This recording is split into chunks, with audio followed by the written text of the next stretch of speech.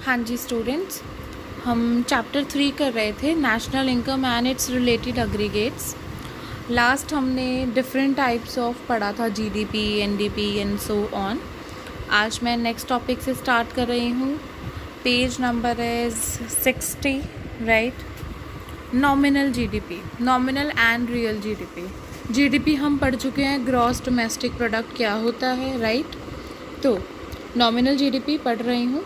It refers to GDP at current prices. सबसे पहले GDP क्या है, बेसिकली क्या है, जितनी भी हमारी गुड्स प्रोड्यूस हुई with in the domestic territory, right. नीचे इन्होंने फॉर्मूला दिया, क्वांटिटी इनटू प्राइस, मतलब कितनी चीज़ें बनी और उनका कितना प्राइस है। This is what GDP would be, right. It refers to GDP at current prices.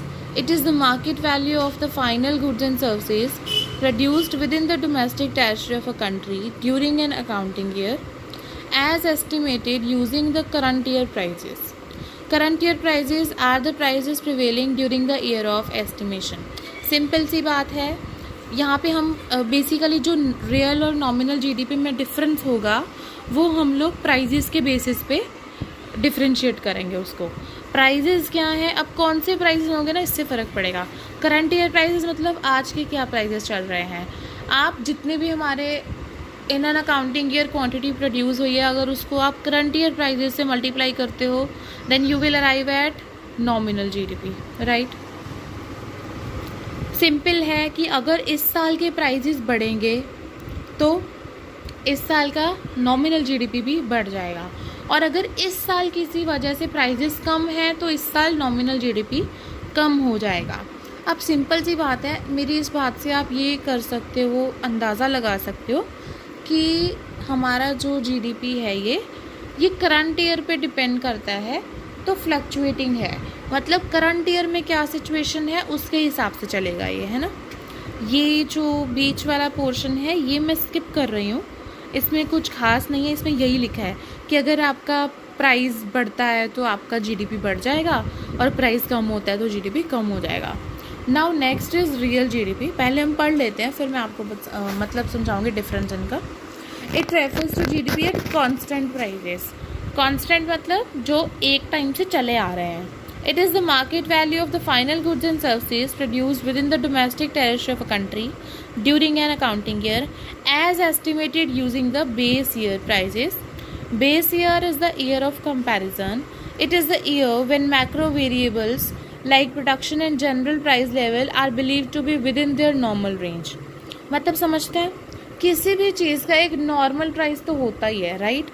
तो हम लोग जिस ईयर में ज़्यादा सही रहा होगा मार्केट का सिचुएशन, उसको हम लोग बेस ईयर ले लेंगे, और उस ईयर में जो प्राइस था उस प्राइस से हम लोग अपनी क्वांटिटी प्रोड्यूस को मल्टीप्लाई करेंगे, तो हमारे पास आएगा रियल जीडीपी। नाउ रियल और नॉमिनल में फ़र्क ही यही है। नॉमिनल वाला आपका फ्लक्चुएटिंग है, मतलब यहाँ आज आपके प्राइस कुछ हैं तो आज का जीडीपी, कल प्राइस कुछ और होगा तो कल का जीडीपी। लेकिन जब हम लोग रियल जीडीपी कैलकुलेट करेंगे तो हम लोग एक बेस प्राइस लेके चलेंगे, इसलिए हमारा जो जीडीपी है वो ज़्यादा हम लोग भरोसा कर सकते हैं उस पर, ठीक है।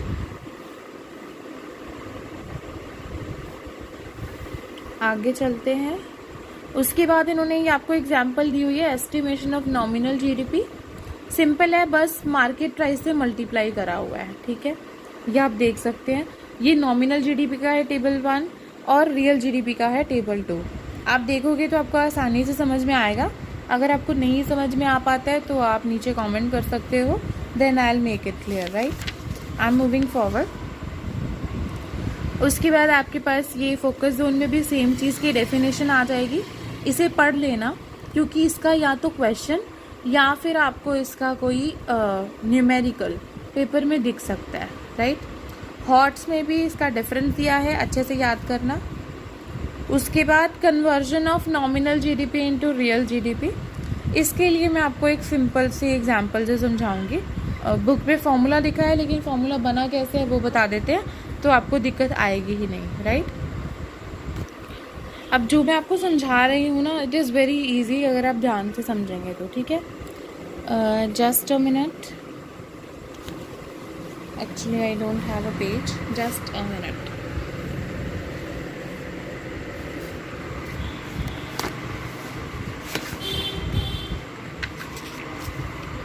सिंपल सी बात है। यहाँ पे इन्होंने एक फॉर्मूला दिया है आपको, दैट इज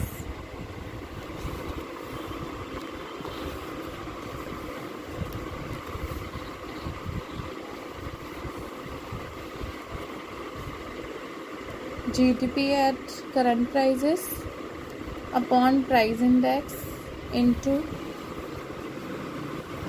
100।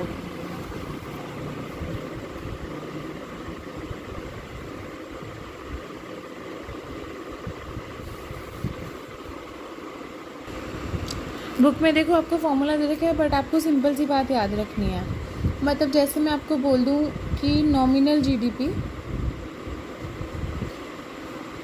100 है आपका, ठीक है। नॉमिनल GDP का क्या मतलब है कि ये करंट प्राइजेस पे है ना। करंट प्राइस मैंने आपको दे दिया 100, ठीक है। अब मैं आपको बोल रही हूँ, जस्ट अ मिनट, अब मैं आपको बोल रही हूँ कि ये आपके पास नॉमिनल GDP गिवन है और ये करंट ईयर के प्राइजेस गिवन है। आपका प्राइस इंडेक्स है 2011-12 का, वो है आपका 90। तो बस आपको करना क्या है, आपका जो GDP है वो करंट प्राइजेस के हिसाब से गिवन है, उसको आपने कन्वर्ट करना है कहाँ, किसके हिसाब से, प्राइस इंडेक्स ऑफ 11-12 के हिसाब से। तो बस कन्वर्जन का फॉर्मूला आपको सिंपल याद रखना है, जितना आपका GDP आपको ऑलरेडी गिवन है डिवाइडेड बाय, जैसे ये नॉमिनल GDP है तो ये करंट ईयर प्राइजेस पे है, तो करंट ईयर प्राइस के साथ इसको डिवाइड कर दो, मल्टीप्लाई कर दोगे, जो हमने निकालना है 90 के हिसाब से निकालना है, तो आपका आंसर 90 आ जाएगा। बेसिकली व्हाट ये मैथ्स है, आपको आई थिंक आता होगा, अगर नहीं आता है तो आप कमेंट कर सकते हो, मैं आपको क्लियर कर दूंगी कि फंडा एक्चुअली होता क्या है। सिंपल होता है कि जो चीज़ आपको गिवन है, ये जो 100 निकला हुआ है ये इसके साथ मल्टीप्लाई होने के बाद निकला है, राइट, इसके साथ मल्टीप्लाई होने के बाद निकला हुआ है। तो अब हमें इसके साथ मल्टीप्लाई करना है, जब हमें इसके साथ मल्टीप्लाई करना है तो हमें इसके साथ डिवाइड करना पड़ेगा और वापस इसके साथ नए वाले के साथ मल्टीप्लाई करना है। This is the basic formula. इससे आपके इसके जितने भी इलस्ट्रेशंस हैं वो हो जाएंगे। आपको मैं ये दिखाती हूँ एक एग्जांपल। ये वाला इलस्ट्रेशन बहुत आसान है, इसे मैं स्किप कर रही हूँ, इसे आपको खुद देखना है, and if there is any problem you can comment. इसके बाद बच्चे ये एग्जांपल दिए, देखो नॉमिनल GDP निकालना है हमने और रियल GDP हमें ऑलरेडी गिवन है 240 और प्राइस इंडेक्स दिया हुआ है आपको 120। अब यहाँ पे क्वेश्चन देखो बिल्कुल घुमा फिरा सा ही है, क्योंकि यहाँ पे हमें बता दिया है कि रियल GDP 240 है और 240 निकला कैसे, उसका वो प्राइस नहीं दिया हुआ है, ठीक है। तो हम लोग यहाँ पे मान लेंगे 100 अपनी तरफ से, ठीक है। इसलिए हम उसको 100 से डिवाइड कर रहे हैं कि वो पहले 100 पे रहा होगा, और जबकि हमें प्राइस इंडेक्स है हमारा 120, तो हमें 120 के हिसाब से कैलकुलेट करना है, ठीक है। I am repeating this, real GDP है 240, लेकिन हमें प्राइस नहीं बताया हुआ है कि कांस्टेंट प्राइजेस क्या थे, तो कांस्टेंट हमने यहाँ पे खुद से 100 सपोज कर लिए हैं, ठीक है। 100 के साथ उसको डिवाइड कर दिया और प्राइस इंडेक्स जो करंट वाला है उसके साथ मल्टीप्लाई करा, तो हमारे पास निकल के आ गया नॉमिनल GDP। इसे हम GDP डिफ्लेटर भी बोल देते हैं, ठीक है, इसे हम बोल देते हैं GDP डिफ्लेटर। अब GDP डिफ्लेटर एक्चुअली क्या है, ratio between them, ratio between what, GDP at current prices and GDP at constant prices, मतलब nominal GDP over real GDP into 100, दोनों का रेशो क्या है। बस इससे हमें पता क्या चलेगा कि हमारे जो करंट प्राइजेस हैं वो कितने चेंज हुए हैं। कांस्टेंट प्राइजेस हमारे बेस रहेंगे, हमारे करंट प्राइजेस कितने चेंज हुए हैं, इससे हमें वो पता लगेगा। नीचे इन्होंने एग्जांपल दी हुई है, उसके हिसाब से 10% का राइज दिखा रहे हैं, क्योंकि पहले 100 रहा होगा, अब 110 है, 110 का मतलब है कि 10% का राइज रहा है, ठीक है। उसके बाद है नेक्स्ट टॉपिक आपका GDP and welfare. Basically GDP को यहाँ पे किसके साथ हम लोग कंपेयर करते हैं कि लोगों का स्टैंडर्ड ऑफ लिविंग, लोगों का वेलफेयर हो रहा है, लोगों का स्टैंडर्ड ऑफ लिविंग इंक्रीज हो रहा है, ये पढ़ने वाले हैं उसमें। Real GDP is considered as an index of welfare of the people. Welfare of the people is measured in terms of the availability of goods and services per person, right, कि per person कितने goods and services available हैं। Increase in real GDP means increase in the level of output in the economy. other things remaining constant. This means greater availability of goods per person, implying higher level of welfare, popularly known as social welfare. आगे मैं समझा रही हूँ जरा, एक minute मुझे पढ़ने दीजिए. It is because of this reason that the planners and politicians in a country always lay emphasis on the growth rate of GDP. Higher the growth of GDP, greater is the flow of goods and services, greater is the availability of goods and services per person. Simple सी बात है. इनके हिसाब से GDP है क्या, जो हमारे इकोनॉमिस्ट हैं वो कैसे कंपेयर करते हैं इसको.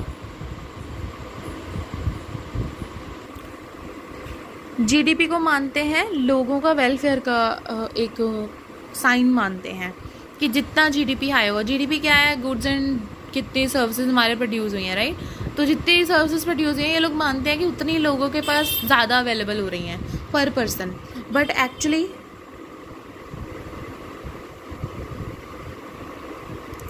मतलब ज़्यादा अवेलेबल हो रही हैं लोगों के पास, बट एक्चुअली आप सोच के देखो, सिर्फ सर्विसेज एंड गुड्स प्रोड्यूस होने से ज़रूरी नहीं है कि सबके पास इक्वली वेलफेयर हो रहा हो, है ना.